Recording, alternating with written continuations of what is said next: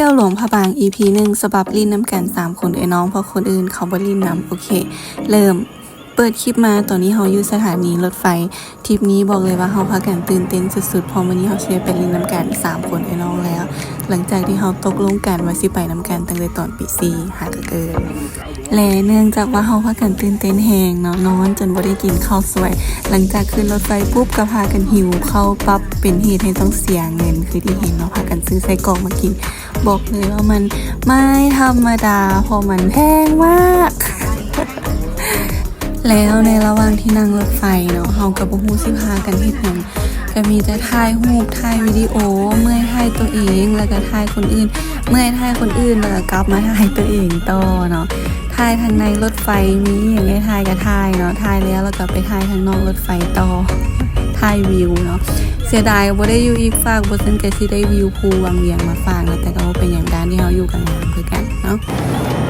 หลังจากที่เราเดินทางมาเป็นเวลา2 ชั่วโมงกว่าๆเนาะในที่สุดเราก็พากันมาฮอดสถานีรถไฟหลวงพระบางแล้วเนาะฮอดปุ๊บเราก็สิได้พากันฟ้าวลงไปซอกรถกลับบ้านบัดนี้เพราะว่าทริปที่เรามาเนาะมื้อนี้ทริปนี้ก็คือคนหลายแฮง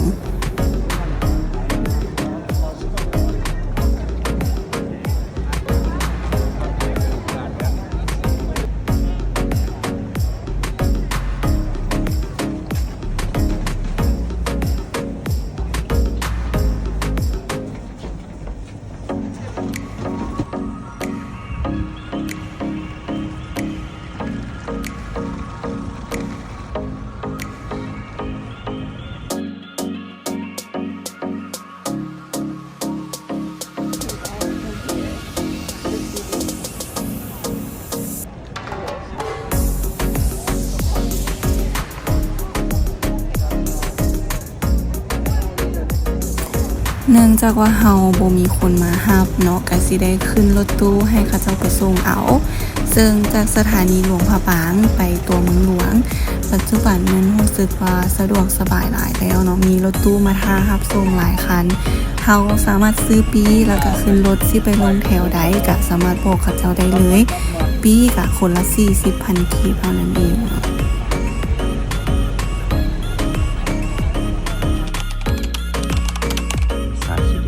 ชาคิดเนาะหลังจากที่เฮาพากันมาฮอดบ้านแล้วเนาะก็สิได้พากันมากินข้าวซุ่มแซวกัน3-4ไอ้น้องเนาะแล้วก็สิพากันเล่นเกมว่าซันเดย์หมางับมือไผละเกียมจ่ายค่าน้ำรถมื้อ และแน่นอนเนาะว่ามันจะมีคนหนึ่งที่โดนตลอดคือที่เห็นเลย และอันนี้ก็เป็นเพียงมื้อทับอิฐเนาะที่ว่าเฮาได้ใช้เวลาร่วมกันกับม่วนตามภาษาครอบครัวเฮามีหยังให้กินก็กินน้ำกันมีหยังให้ลิ้นก็ลิ้นน้ำกันเนาะความสุขเล็กๆน้อยๆและเนื่องจากว่ามื้อนี้เฮามาฮอดค่ำแฮงบ่ทันได้เกี่ยมหยังก็สิมีแต่ซุ่มแซวอยู่บ้านแล้วก็เข้านอนมีแต่ว่าเดี๋ยวมื้อต่อไปเนาะไว้มื้อต่อไปสำหรับมื้อนี้ก็สิไปพักผ่อนกันเด้อเจอกันมื้ออื่นบาย